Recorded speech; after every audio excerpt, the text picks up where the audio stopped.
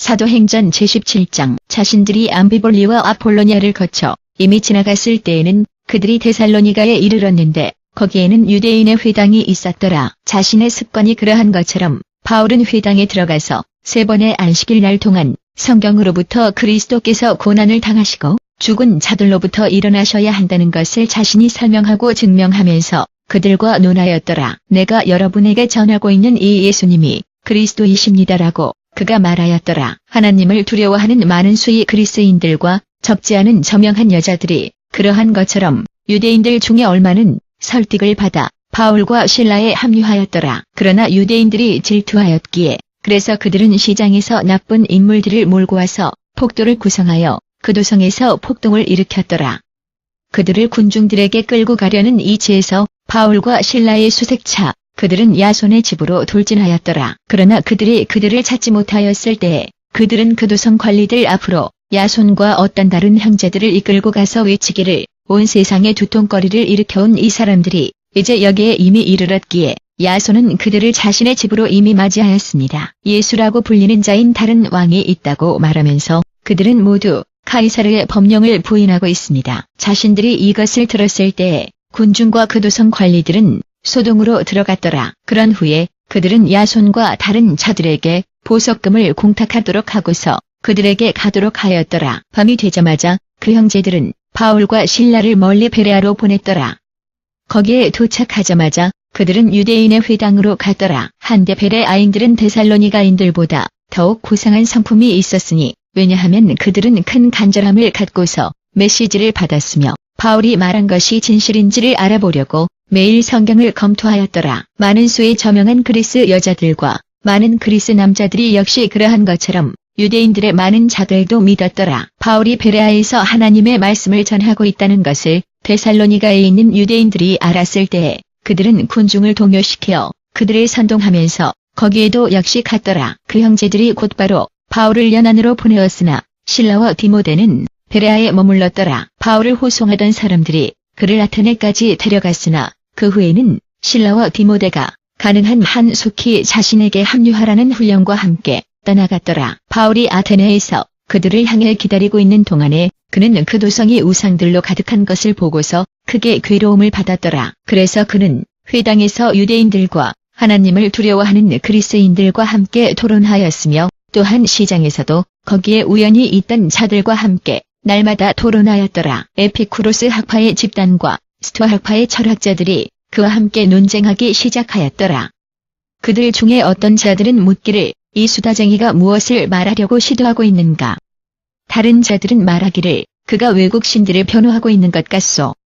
바울이 예수님과 부활에 대한 복음을 전하고 있었기 때문에 그들이 이렇게 말하였더라. 그때 그들이 그를 붙잡아 그를 아레오파고스의 집회로 데려가서 거기서 그들이 그에게 말하기를 내가 제시하고 있는 이 새로운 교훈이 무엇인지 우리가 알기를 바라느냐. 내가 우리의 귀에다가 어떤 이상한 사상들을 제기하고 있는데 그것들이 의미하는 것을 우리가 알기를 원하노라. 모든 아테네 사람들과 거기에 살던 외국인들은 가장 최근의 사상들에 대하여 말하고 귀를 기울이는 것 외에는 어떤 것을 하는데 자신들의 시간을 투자하지 않았더라. 바울이 그때 아레오파고스의 집회에 서서 말하기를 아테네 사람들이여, 내가 보니 모든 면에서 여러분은 아주 종교적입니다. 왜냐하면 내가 돌아다니며 여러분의 경배 대상들을 주의 깊게 살펴보았을 때에 심지어 알지 못하는 신에게라는 예비문이 있는 제단을 내가 발견하였습니다.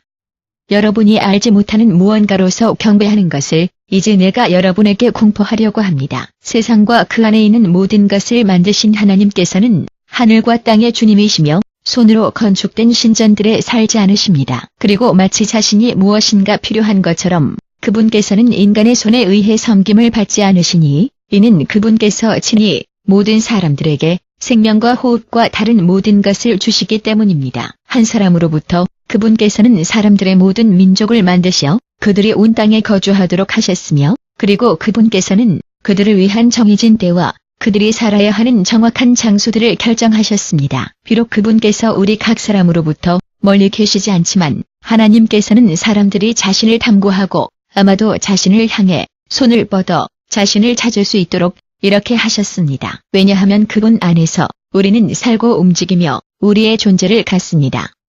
여러분 자신의 시인들 중에 어떤 자들이 이미 말한 것처럼 우리도 그분의 자손입니다. 그러므로 우리가 하나님의 자손이므로 신이 존재가 사람의 설계와 기술에 의해 만들어진 형상인 금이나 은이나 돌과 같다고 우리는 생각하지 말아야 합니다. 과거에는 하나님께서 그런 무지를 눈감아 주셨으나 이제는 어디에서나 회개하도록 그분께서 모든 사람들에게 명령하셨습니다. 왜냐하면 그분께서는 자신이 이미 정하신 사람에 의해 자신이 공의로 세상을 심판하실 그날을 이미 정하셨습니다.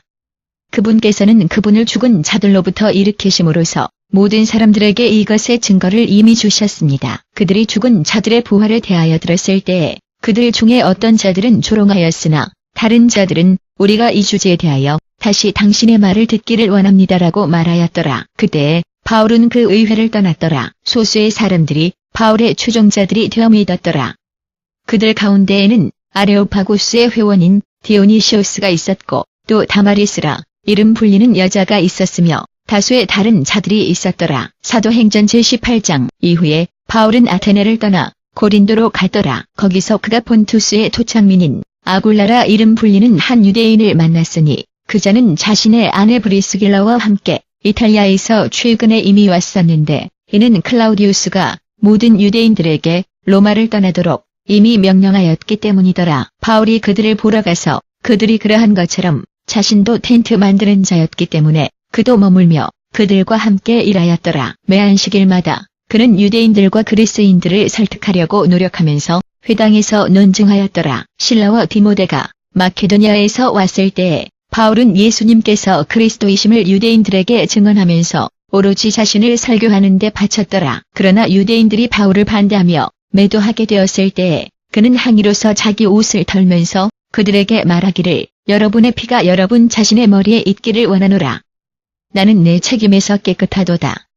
이제부터 나는 이방인들에게 갈 것이로다. 그때에 바울은 회당을 떠나 하나님의 경배자인 티티우스 저스토스의 집에 옆방으로 갔더라. 회당의 통치자인 그리스보와 그의 전체 집안이 주님을 믿었으며 그의 말을 들은 고린도 사람들 중에 많은 자들도 믿고 침례를 받았더라. 어느 날 밤 주님께서 환상 중에 바울에게 말씀하시기를 두려워하지 말고 말하기를 계속하며 침묵하지 말라. 왜냐하면 내가 너와 함께 있으므로 아무도 공격하여 너를 해하지 못할 것이니 이는 내가 이 도성에 많은 백성들을 갖고 있기 때문이니라. 그래서 바울은 1년 반 동안 그들에게 하나님의 말씀을 가르치면서 머물렀더라. 갈리오가 아가야의 지방 총독이었을 때에 유대인들은 바울에게 연합된 공격을 하여 그를 법정으로 끌고 갔더라. 그들이 고소하기를 이 사람은 율법에 반대하는 방식들로 하나님을 경배하도록 사람들을 설득하고 있습니다. 바울이 막 말하려고 할 때에 갈리오가 유대인들에게 말하기를 만일 너희 유대인들이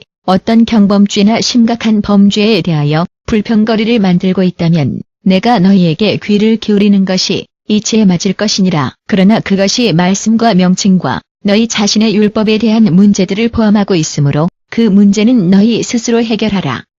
그런 일들에 대해서 나는 재판관이 되지 않을 것이니라. 그래서 그는 그들을 법정에서 몰아내도록 시켰더라. 그러자 그들이 모두 회당의 통치자인 소스데네에게 돌아서서 법정 앞에서 그를 때렸더라. 그러나 갈리오는 무엇이든 아무 관심도 보이지 않았더라. 바울이 얼마의 시간 동안은 고린도에 머물렀더라. 그런 후에 그는 형제들을 떠나 브리스길라와 아굴라에 수반된 채 시리아를 향해 항해하였더라.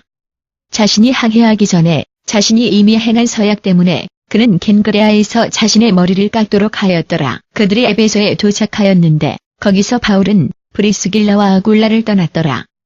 그는 친히 회당에 들어가서 유대인들과 논증하였더라. 자신들과 함께 더 많은 시간을 보내도록 그들이 그에게 요청하였을 때에 그는 정중히 거절하였더라. 그러나 자신이 떠날 때에 그가 약속하기를 그것이 하나님의 뜻이라면 내가 다시 올 것입니다. 그런 후에 그는 에베소로부터 돛을 올렸더라. 자신이 가이사라에 상륙하였을 때에는 그가 올라가서 교회에 문안하고 그런 후에는 안디옥으로 내려갔더라. 안디옥에서 얼마의 시간을 보낸 후에 바울은 거기에서 출발하여 모든 제자들을 튼튼하게 하면서 갈라디아와 프리지아의 지방 도처에서 여기저기를 돌아다녔더라. 한편 알렉산드리아의 토착민인 아볼로라 이름 불리는 한 유대인이 에베소에 왔더라.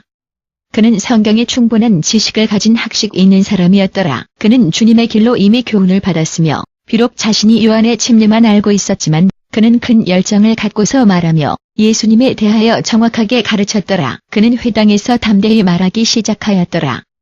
브리스길라와 아굴라가 그의 말을 들었을 때에 그들은 그를 자신들의 가정으로 초대하여 그에게 하나님의 길을 더욱 정확하게 설명해 주었더라. 아볼로가 아가야로 가기를 원했을 때에 형제들은 그를 격려하며 거기 제자들에게 그를 영접하도록 편지를 썼더라. 도착하자마자 은혜에 의해 이미 믿은 자들에게는 그가 큰 도움이 되었더라. 왜냐하면 그는 예수님께서 그리스도이심을 성경으로부터 증명하면서 공개적인 토론에서 강력하게 유대인들을 반박하였더라.